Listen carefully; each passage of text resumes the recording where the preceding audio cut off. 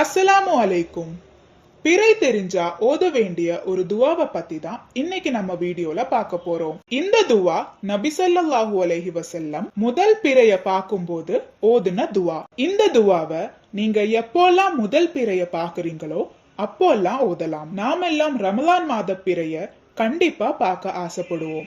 அப்படி நீங்க ரமலான் மாத பிறைய பார்த்தீங்கன்னா இந்த துவாவை மறக்காம ஓதுங்க.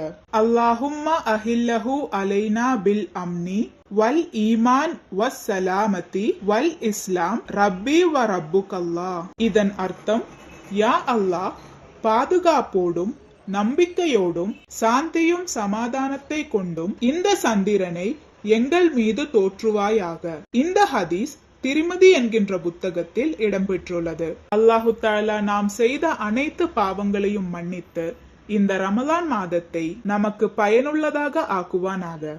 ஆமீன்.